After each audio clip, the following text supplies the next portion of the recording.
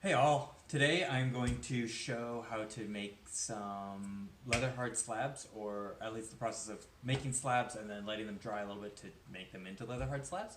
And then I'm going to use those leather hard slabs after they've dried for a little bit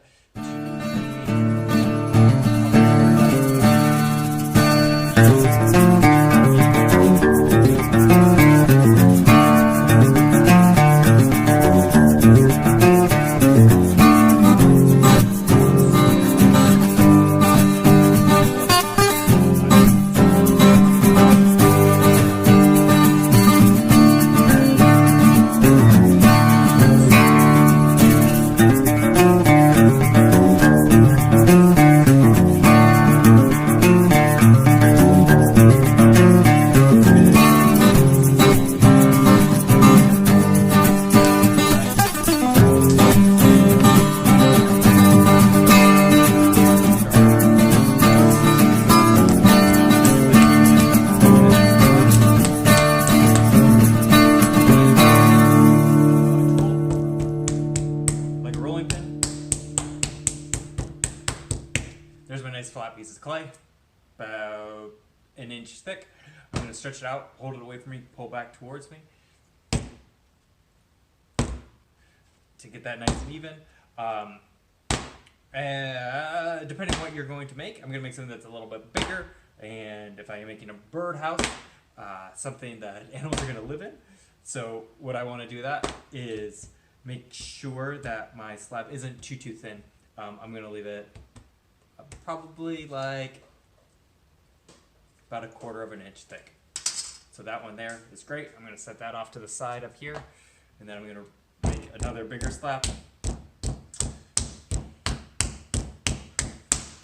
I'm doing my slabs first here so that they can stiffen up a little bit, but if you have an idea of what you're going to make, you want to make those templates first. That way you're sure that all of your templates are going to fit on your slabs that you make.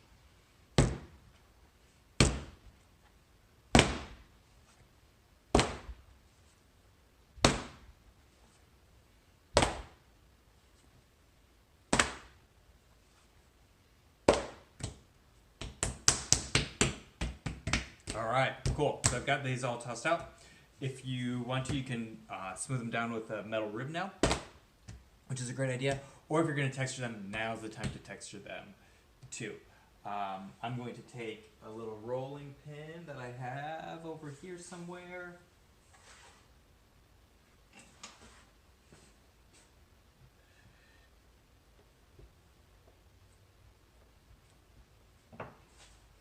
And put a quick texture in them, just to give it something for the glaze to play around on.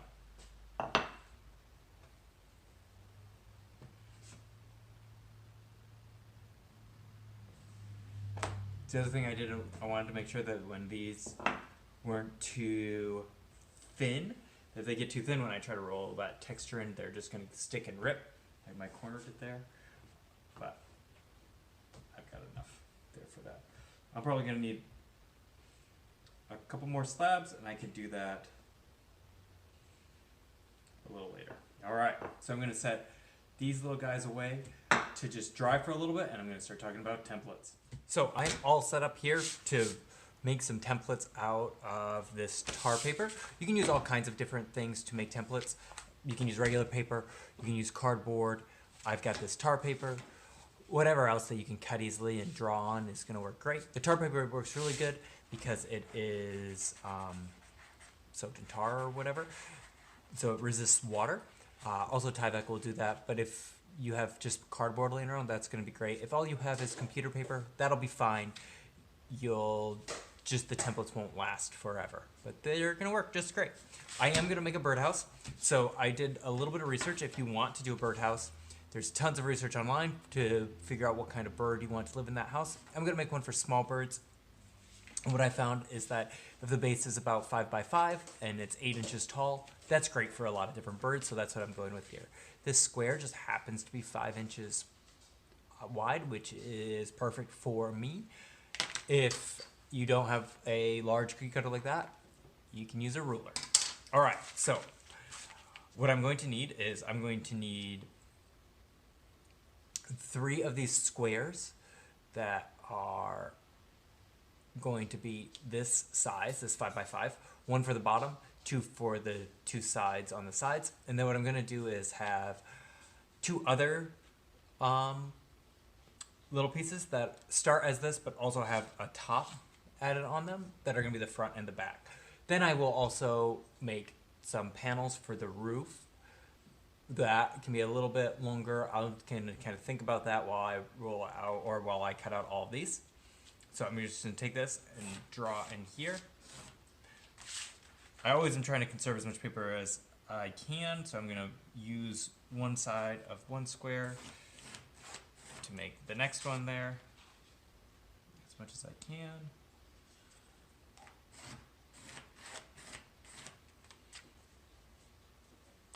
There are those ones, and then so those are my bottom of my 2 sides, and then I'm going to make my front and back.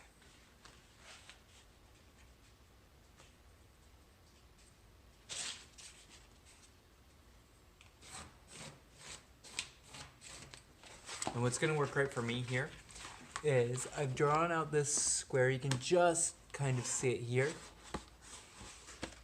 I'm going to turn my little cookie cutter on the side. I'm going to use that to make a 45-degree angle roof there.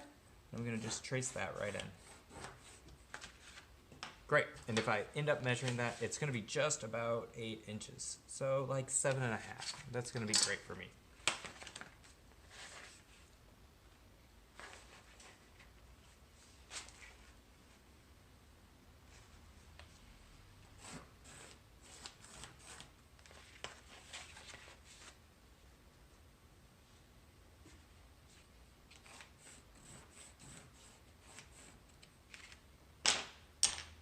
Okay, cool. So now that I've got all of these drawn out, I'm going to cut them out.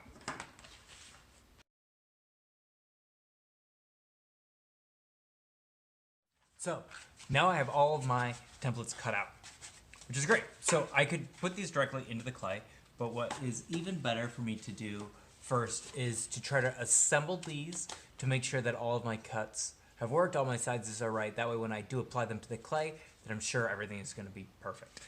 One thing I didn't talk about is that when we make templates, usually if we want the sides to match up, we just make them the same length. Or if my sides are all equal here, that when I put these all together, that they're going to just fit on the bottom nice and easy. That's assuming that your thickness of your piece that you're putting together is negligible. With clay, that's not the case, that we're going to have some sort of thickness. So you have some options as to what you can do. What I prefer doing is making all of these the normal size that they would normally be, like I would do them with the templates, and cutting my clay out to that same size, and then beveling the angles of the width there. You can also add in that width to your templates, but that takes a lot of math and thinking and foresight, and I don't want to deal with it. So what I mean is, if I were to take these blocks and pretend they're big pieces of clay, with these templates, I can just put them one right next to the other, and then that length here doesn't change.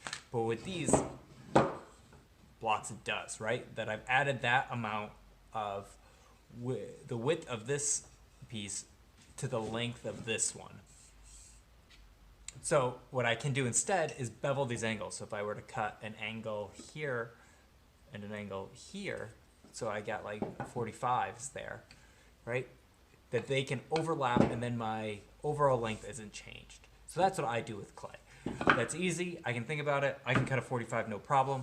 So that's what I'm going to do. All right. But then I'm going to assemble all these anyway. And if you want to, you can label all these pieces. Like this can be my bottom, side 1, all of that. This one's a pretty easy one, so I'm not going to do that. And what I've got is I've just got some plain old masking tape here that's going to help me put them together.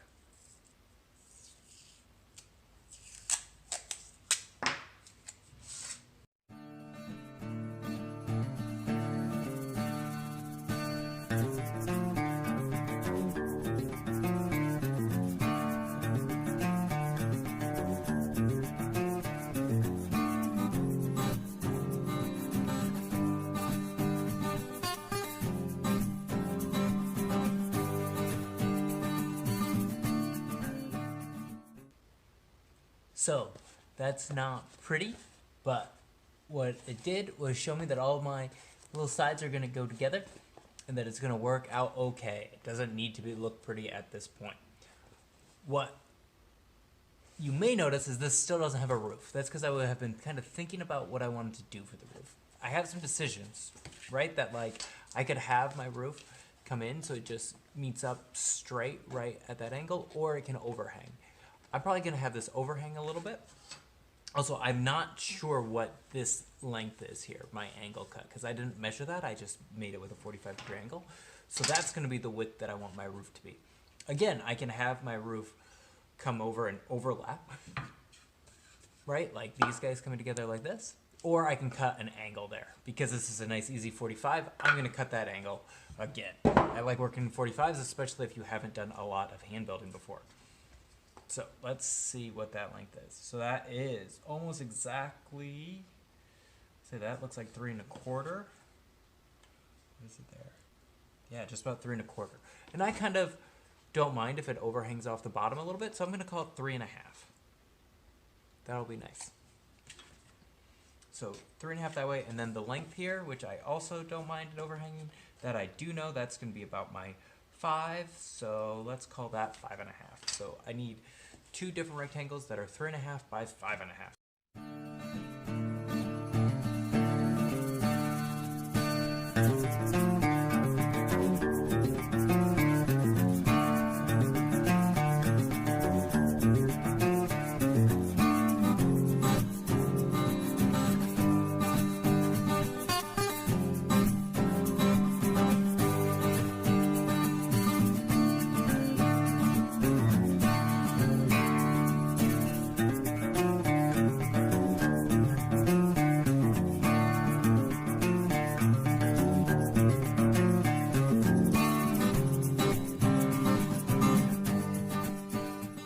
And then I've cut out my roof. That looks like that's gonna work too.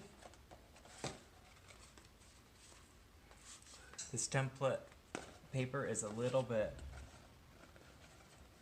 curvy, so I kind of have to play around, but that looks like it's all gonna work out just fine there. So now I've got all this. What I can do is I can undo the masking tape, use these for my templates, and check on my clay. But I like to put it all together when you're doing a form for the first time, because it's really annoying if you've only got enough clay to make what you're working with, to put that all together and go from there. It's a great way to test your pieces and make sure that what you're gonna put together works great. It's also, there's a lot of things in clay where people make these very cute little house-shaped luminaries. Be a perfect thing for that too. All right, I'm gonna go check on my clay and then we'll start putting this thing together. Okay, so you can kind of see that my slabs are nice and dry. I actually put them in front of the fan, and so they dried out a little too much and I had to cut off the edges. But my slabs are nice and dry, that when I pick them up, that they hold their shape, they're not bending, they're not too wiggly, that they're gonna be great for putting together with these little templates. So what I like to do first is just kind of very quickly toss out all my templates so I can make sure that everything's gonna fit. That's a great reason to cut out every single piece that you need rather than one per piece that's exactly the same.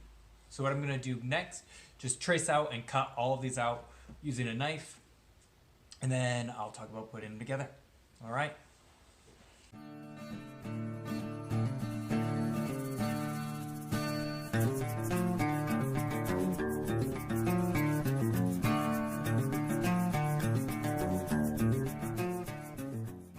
Great. So what I've got now is I've kind of organized my pieces. These are my 2 sides. This is my front and my back. This is my bottom, and this is my roof. I'm going to set my bottom aside now. I don't need that. And I'm going to set my roof aside now. I also don't need that. Then what I like to do is I like to put 2 pieces together, and then put 2 other pieces together, and then put the 2 halves together to make a box when I'm doing 4-sided things. So that's what I'm going to do. But when I do that, when I put these together, what I want to do when my edges come together, like we talked about with the wood, I don't want to put them so that they come together like this. I want to bevel them. So I'm going to go through and bevel all of the edges. I'm going to bring it in nice and close here so you can kind of see that. What I'm going to want to do is bevel every single edge all the way around. I want my edges to be longer on the outside and narrower on the inside. And what I'm going to do is just go through and cut a 45-degree angle. I'm not too worried about the bottom right now. I'm actually going to stick the bottom right on the bottom. I don't bevel those edges. You can if you want a nice even one all the way around, but I'm not going to do it with this one. I can show a little trick to make it so it kind of looks like it is, but you don't need to. So with these, I'm going to cut a 45-degree angle. 45-degree angles are easy. We know what a 90-degree angle is, straight up and down. And then if I just bisect that angle, that's going to be a 45. So I'm just going to hold it here, pull all the way down and across to cut that angle all the way through. I can switch my hand the opposite, but I find that hard. So I'm just going to turn this piece all the way around and cut that 45 again. Then I'm going to set that to the side and do every single one of these the same way because we want them all to come together. If anything, you want that 45 to be more than 45, that you would rather be closer to like 90 degrees than the closer to 0 degrees. If it's close to 0 degrees, you're going to have to fill it in with space. If it's close to 90, by the time we're done scratching and scoring all this, it's going to come together okay anyway.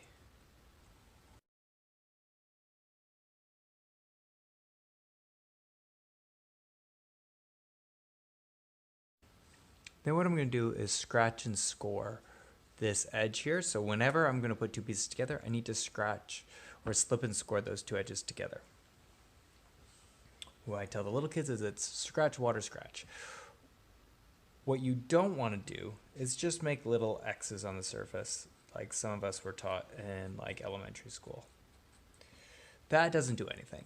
What you really want to do is create like a slip on the surface. You're going to like put water on and scratch it in. That slip is going to build up so that that's going to like glue the two pieces together. And you scratch it to mix that in, but also to create a bigger surface area. So there's more places grabbing. It's like if you put your hands together like this and someone tries to pull them apart, it's really easy. If you interlock your fingers, it's going to be really hard. So I have this little scratching tool that I'm going to use to cheat with a little bit. I'm going to really scratch it up. Get some water on my finger and really rub it in till you can't see it anymore. Then I'm going to scratch again. When your clay is really wet, you may only need to do it that many times. Scratch, water, scratch. But the drier your clay is, the more times you're going to need to do it because you can kind of see here that it's wet, but it's not like gooey. And I really want gooey. That's what's really going to hold it together. So I'm just going to keep repeating this process. I might need to do it. Well, I've done the scratch, water, scratch twice now. I'm definitely going to do it a third time, maybe a fourth. Let's see.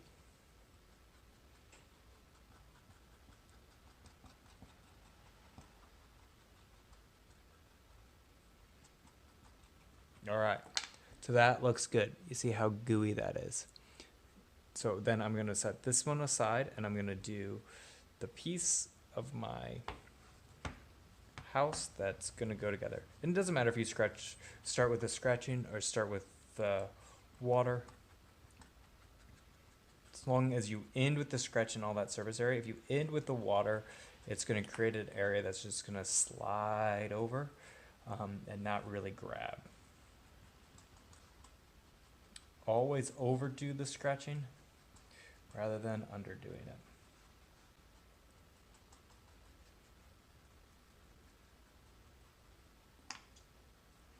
It never hurts to do it one extra time.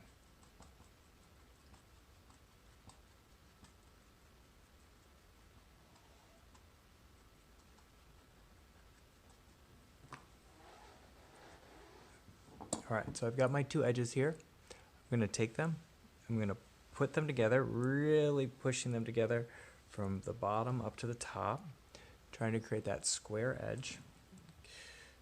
Really, you can push on both sides, really push that seam together. I'm trying to keep it, that 45 there all the way, or keep that 90 all the way through, that nice right angle. Oh no. You can have one side flat and one side up.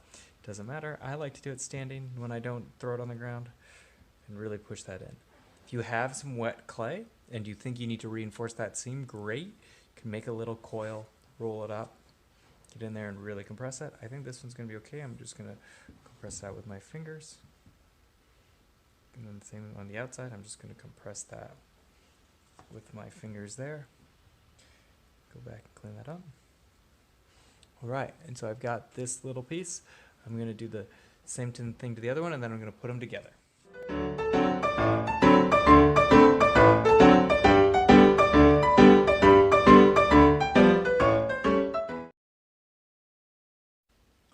So now I've got my two halves together. I'm going to scratch and score all four sides of these that are going to go together and put those together.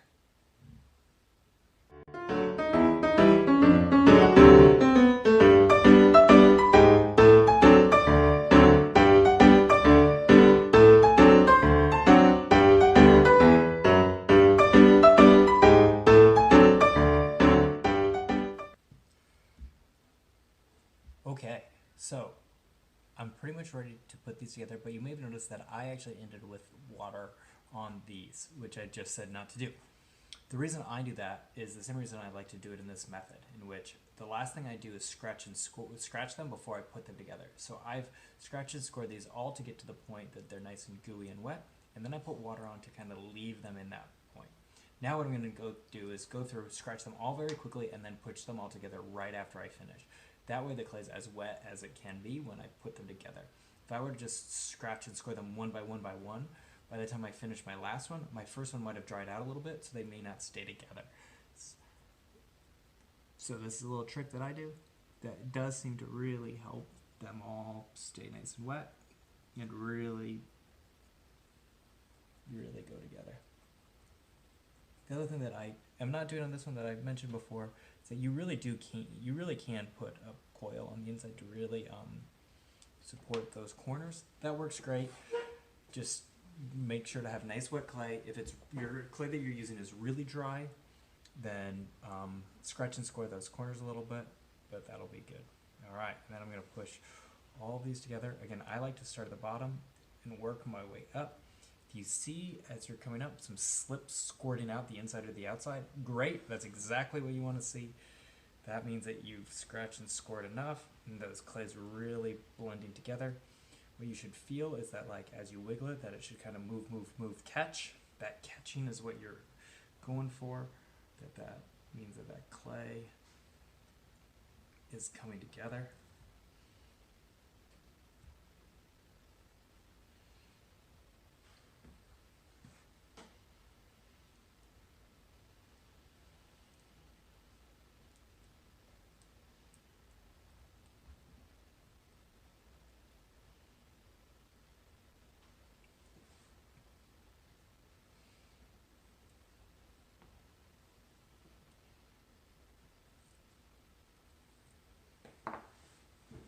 Alright, so I've got my little box together. Now I can take my bottom, see if that fits. Because we beveled all the edges, it should fit pretty good. Great, we got it. I've got a little extra right here. Honestly, I wasn't perfect with cutting out the templates. That's what that has. Alright, so I said I was going to give a little trick. So you can kind of see the bottom there, you have this blank part.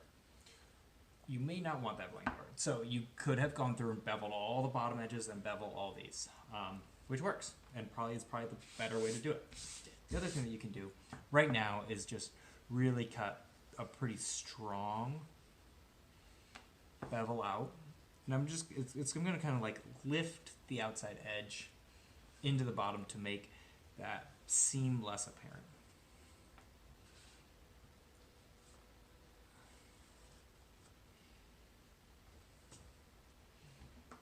Alright, now I'm going to go through, scratch and score all of my bottom, all the way around, and the bottom of this. Same way that I'm going to go through, get this all really nice and wet, put some water on it before I move on to the next piece, and then right before I put them all together, add some water and let it sit there until I'm done with it all. Leaving the water on the surface is also going to just wet the clay a little to make it so it's going to blend together nice and good.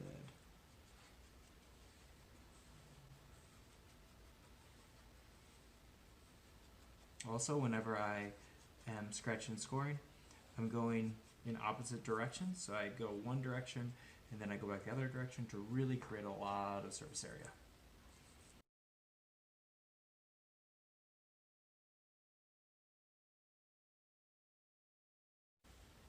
Alright, so we got both these scratched and scored. I'm going to take this, just put it right on my base there, push it down, kind of wiggle it back and forth.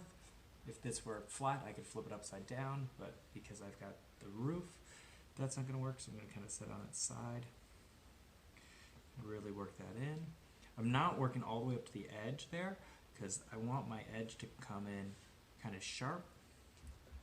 So I want to clean up the inside a little bit first before I bring that edge in, so all that slip doesn't come squirting out. So I'm working kind of the middle part of it, and then I'm going to go through with this tool. Gonna see that gooey edge. You can use like a pencil too. It's just kind of like compress that slip out of there, so it's not as gooey. And then I can push that edge up and in to make a smaller, cleaner line, right? So you don't have that big flat part, but it also looks nice and clean. So I'm gonna do that all the way around.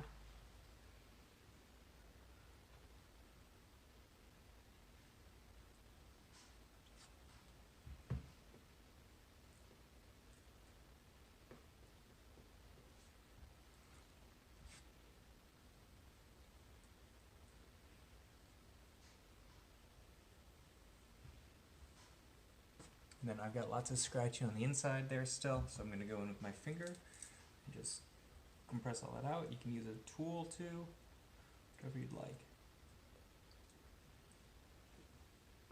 Alright, and then what's going to happen is the next thing is going to be my roof here that's going to come together. Right there on that edge, like that. So I need to bevel these two. Luckily, like I said before, I decided to do 45s, which makes my life easy peasy. So we'll do those 45s now. Again, anything a little bit less than a 45.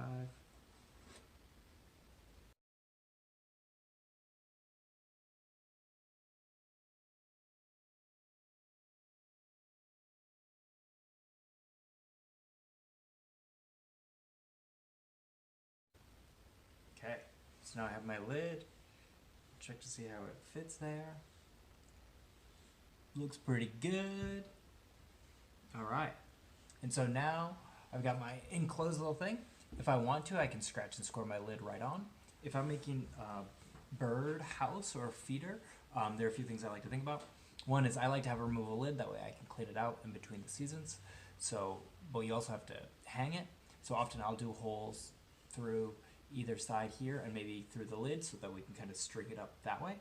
Other thing about clay bird feeders, or bird houses that is, make sure that it's not going in a sunny area. They get really, really hot if they're in direct sunlight, and you don't want to bake what's inside of them.